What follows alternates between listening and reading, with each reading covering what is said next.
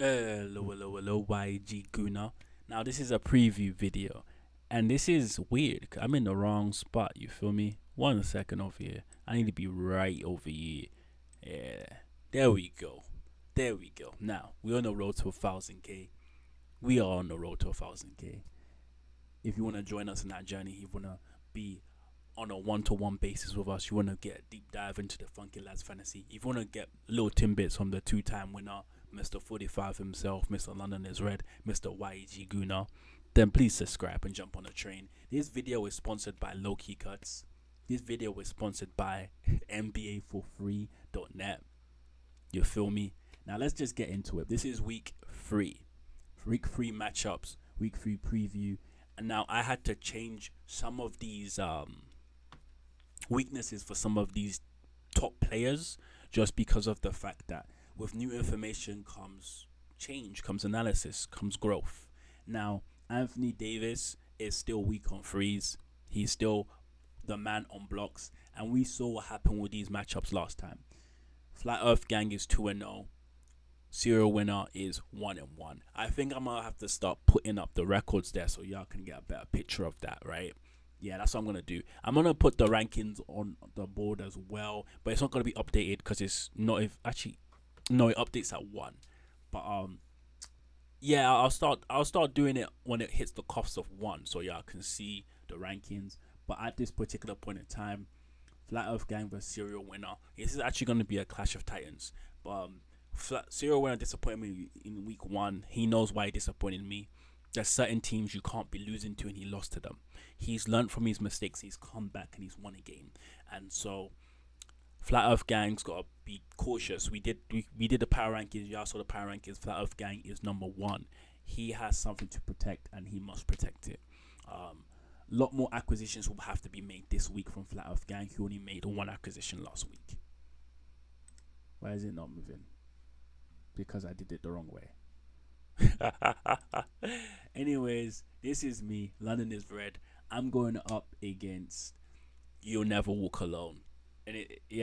And this is the thing. With, like I said before, with new information comes growth in analysis. Shea Gilgeous-Alexander, so far in fantasy, has been shown to have no weaknesses. Now, what I mean by this is he's a guard, and he's averaging a significantly high amount for a guard in rebounding, which he's averaging 7 rebounds. He's averaging 8 assists. He's averaging 2 steals, 1.1 blocks, and he's averaging 2 3-pointers. I at a time thought that his 3-pointers was his weakness, but he's averaging a good amount from the 3-point line. He's got good field goal percentage and sick free throw percentage. He has no weaknesses for a guard. But we'll see if, and now I changed Jonathan Mitchell's weakness as well. His weakness is actually blocks. After looking at what he's averaged right now, he's got 0.4 blocks, and so he's not contributing on that end at all. He's contributing on many other ends. Before, it was rebounding his weakness, but for a guard, averaging 4 rebounds is actually okay, right? Now, with Scotty Barnes out, I'm not even trying to be some type of way. Like, people think I just that I talk disrespectfully, that I don't respect my foes, and I gotta be respectful. You'll Never Walk Alone, Daniel O. He's an amazing manager. Forget about the stats. This is what I want you guys to do in your matchups as well. This week in your matchup, don't overthink it, but always look at what your opponent is good at. You've got 2 weeks now into your fantasy. It's been 2 weeks in your fantasy. Look at what your opponent is good at. Look at the waiver wire. Now think in your head, do I have enough stats that I'm good at to beat my opponent? And if I do not, who in the waiver wire can adjust that for me? Is it me strengthening my strengths, or is it me adding to my weaknesses? Say, for example, you have someone do you think that is only mediocre in blocks, but you are yourself are mediocre in blocks as well. Try finding someone that can give you that edge in blocks. Or say both of you guys are strong in threes. Find someone to boost your threes so that you leave your threes out of doubt. You feel me? Now, I've seen what Daniel O's good at. I'm not gonna reveal too much. This is just a preview. And when I do these videos, I don't want these guys to be like, oh wow, this is what I'm gonna do so I can win my matchup. No, it's just to show y'all who we're facing this week, so you have an idea before I do the review next week. You feel me? Now I'm predicting. What did I predict? Okay, I'm predicting Flat Earth Gang is gonna win this matchup. Now, you already know what it is. I'm winning this matchup. I said that last week. I'm gonna do it again this week. I'm winning this matchup. Simple. Simple. Now, ain't no her stopping this. Like, I changed the logo. I said it before in the preview video. Ain't no her stopping this. It's got the black and white Chelsea. And then next season is the Manchester United. Now, if Embiid ever plays, his strength is points. At this point in time, his weaknesses are back to backs. I said back to backs. I mean back to backs, because he ain't gonna play them. So that's his weakness. He ain't gonna play no back to backs. So that's his weakness. So if you're in a fantasy league with you have someone that has Embiid, I don't know. I haven't really checked his reports. I'm not really concerned. But if he ever says he's coming back, double checking your week how much back to backs are being played, and then you're like, okay, it's cool, it's calm. All you have to do is predict who they're gonna pick from the waiver wire, and then you pick them before they put Embiid inside IR. Simple. Now, Wemby's had a slow start. He did start to pick it up towards the back end of the last week, but field goal percentage is still going to be his weakness. So you could kind of like, let's say for example, you're in a situation where you're going up against someone that you know has Wemby.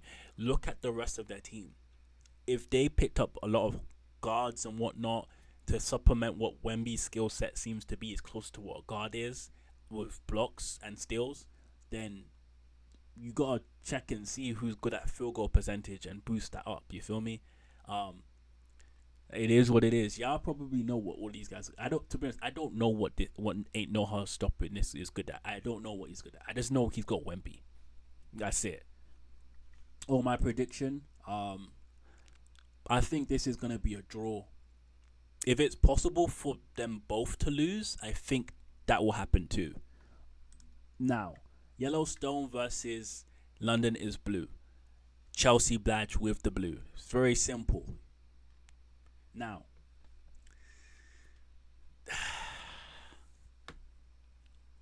this man is unstoppable. Now, maybe because it's still fresh in my head, all the stats I saw, this man is unstoppable. Now, if you're going up against this man, you got to check how many times does he play in the week. That's what you got to do. You got to check how many times he's playing in a week. Now, and then you got to check who are his teammates. I'm saying this for everything. Like, what I'm doing is showing the key stats for these guys. So his strength is his rebounds. His weakness is his blocks. But what you got to do for yourself is see what the rest of this team is. Because this man on him by himself does not give you any indication of what the team's good at. You have to check the stats, check who he's got on the team, and then hopefully Jokic is not playing 4 games. I'll be flabbergasted if he's playing more than 4 games. He played 4 games last week. I have not checked the schedule. I do not know. I only check the schedule when I'm looking at my team, and that's literally what I'm gonna do when this video is shot. So I'm to prepare for You'll Never Walk Alone, because he's gonna take that L. Anyways, besides the point, with Tyrese Halliburton underperforming, his weakness is changed now to field goal percentage. Before it was points, but now it's field goal percentage because he's shooting 33% from field goal. His assist is his strength, but if we're being honest right now, it's not a first round strength. It's like a second round strength right now, because you'd be expecting about 11 assists-ish from him.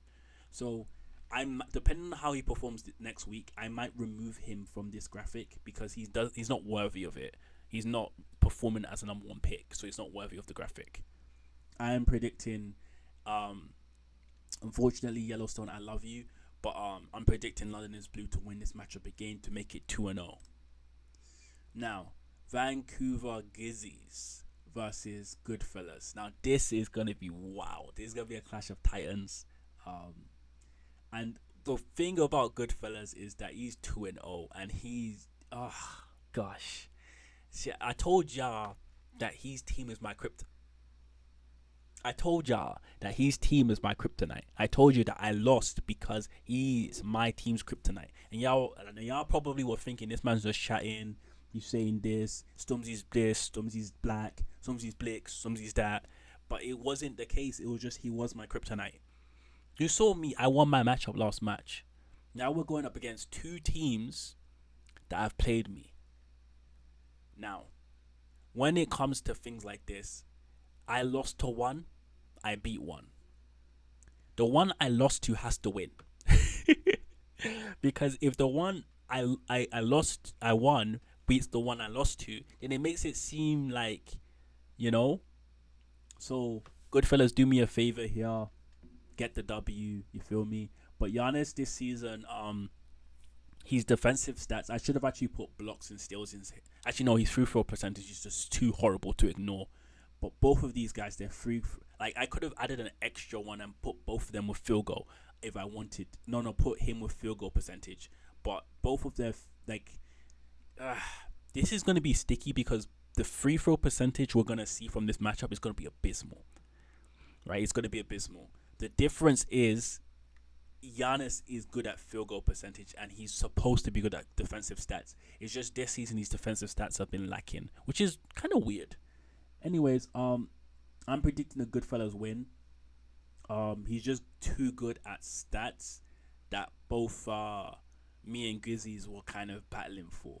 He's just too good at those stats. In fact, the stat that Grizzlies beat me in, Goodfellas is better in. So I'm predicting Goodfellas win. And then we got Jimmy up against Primetime City.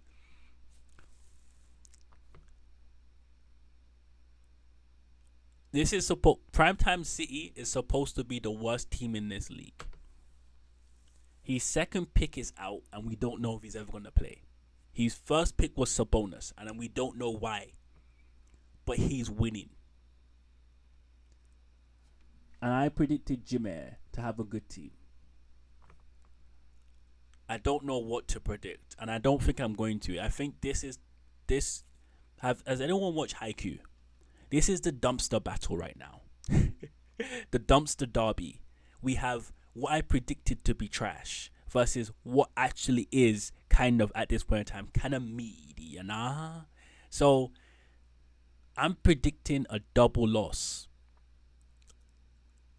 And y'all are thinking that's not possible.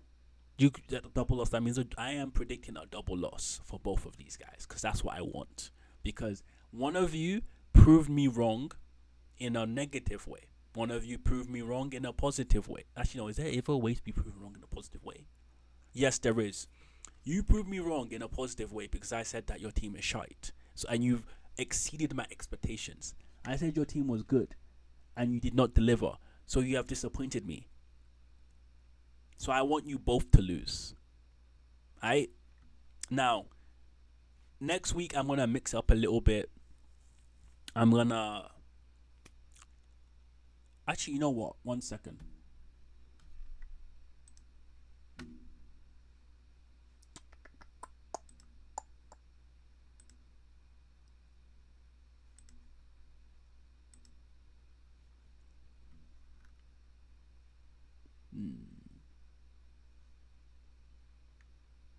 Yeah, it doesn't show. Next week I'm going to mix up a little. 1 second here. Move my icon here.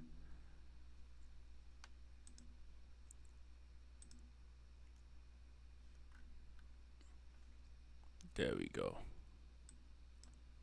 Yeah. So then next week we're gonna we'll figure something out. But yeah.